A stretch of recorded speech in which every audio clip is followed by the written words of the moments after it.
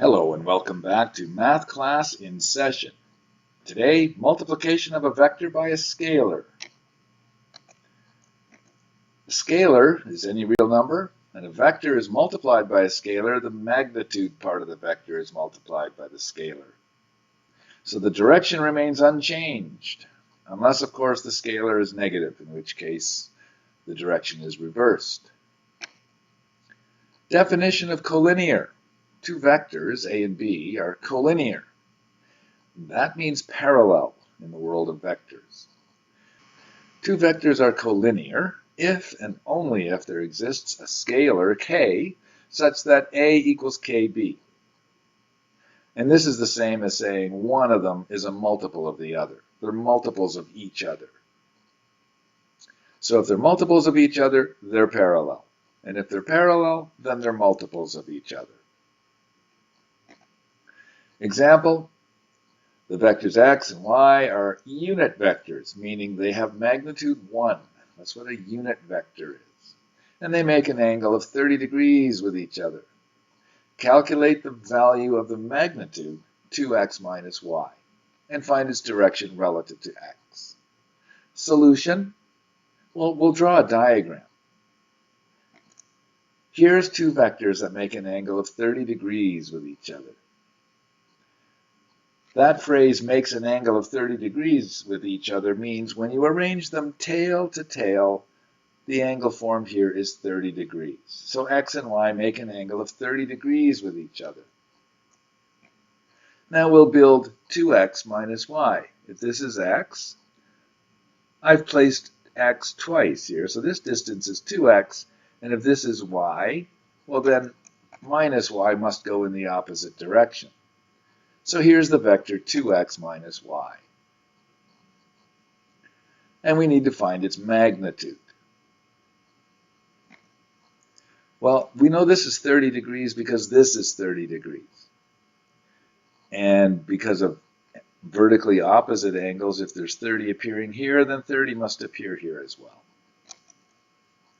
And now the cos law steps in and says that this length squared is equal to this length squared plus this length squared minus 2 times this cosine 30 degrees, which is what I've written out here. This length, the length of 2x squared, plus this length, the length of negative y squared, minus 2 times the length of 2x times the length of negative y times the cosine of the angle in between them, 30 degrees, is equal to the square of the magnitude of 2x minus y. The arithmetic is simple because the length of 2x is 2, x being a unit vector, and the length of negative y is 1, again, y being a unit vector. And so it simply becomes 2 squared plus 1 squared minus 2 times 1 cosine 30, which is root 3 over 2. Simplifying and taking the square root. So the magnitude of 2x minus y is the square root of 5 minus 2 root 3. And the calculator says that's 1.24. Now going after its direction in relation to 2x, we need this angle here. I've transferred it forward.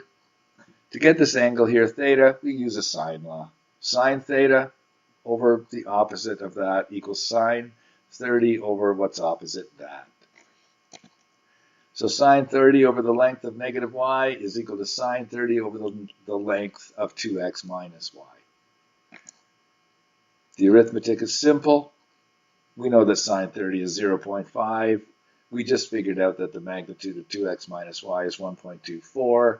So we have our sine theta, and so theta is the inverse sine of that decimal, which is 23.8 degrees.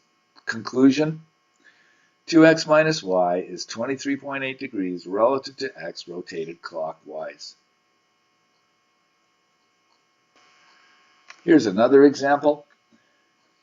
Given that the magnitude of vector u is 5 and the magnitude of vector v is 8, and the angle between them is 135 degrees, determine an expression for the unit vector in the same direction as u plus v.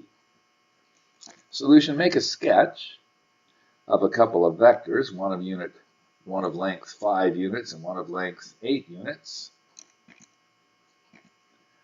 And we understand that length of v here is 8 units and the length of u here is 5 units. And we understand that the angle between them is 135 degrees when they're arranged tail to tail like that. And performing addition using the parallelogram method of addition, make the parallelogram and draw the vector that goes across it, and call that u plus v.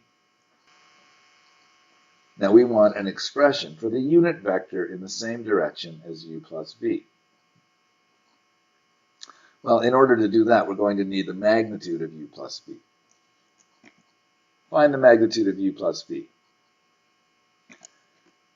We know this is 45 degrees because whatever goes here has to be the supplement of 135 degrees. Reason, u and this line over here are parallel.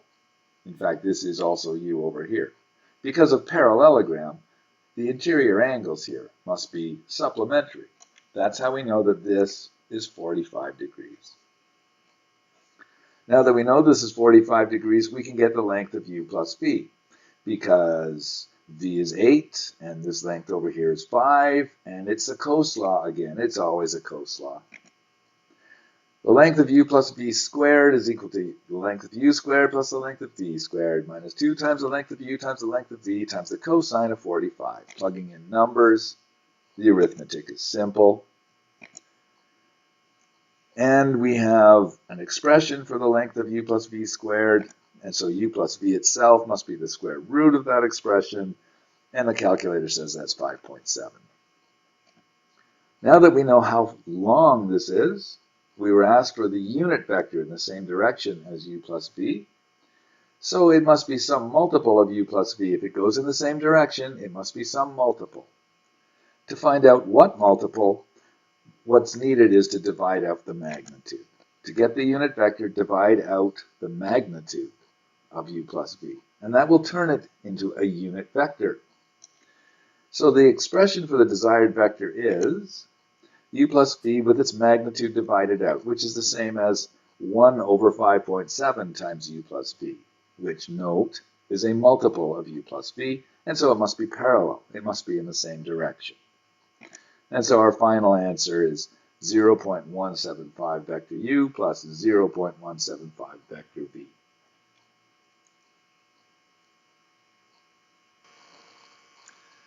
Here's an example that involves a proof. Given a trapezoid A, B, C, D, this trapezoid A, B, C, D, with AB to DC is 2 to 3. So the parallel sides are in the ratio 2 to 3.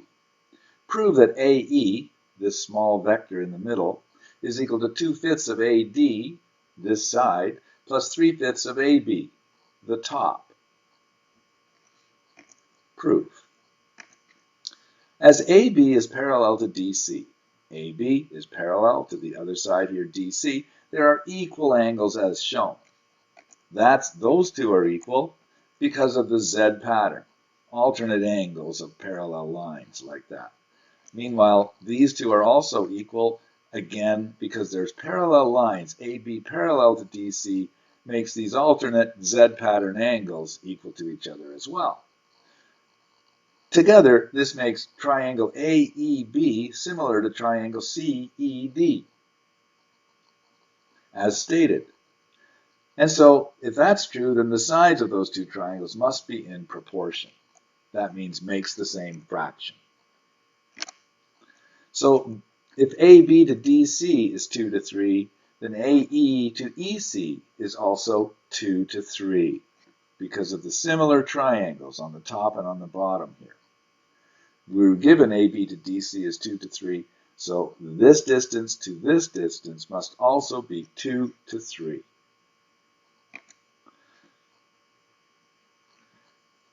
AE is 2/5 of AC. Look at the diagram. AE is not 2/3, but 2/5 of AC, because AC goes the whole distance. AE, partway, compared to AC, the whole distance is 2 to 5, or 2/5. So AE is 2/5 of AC. And our strategy will be to replace AC with AD plus DC, because that gets AD involved. Examining further, we see that DC can be re-expressed as a multiple of AB. We see that AB to DC is 2 to 3, so this is a fact. AB to DC is 2 to 3, so DC itself is 3/2 of AB. So this DC right here can be replaced with 3/2 of AB. And now multiplying it out, we get 2/5 AD plus the 2's cancel, so 3/5 AB. And this is what was required to prove.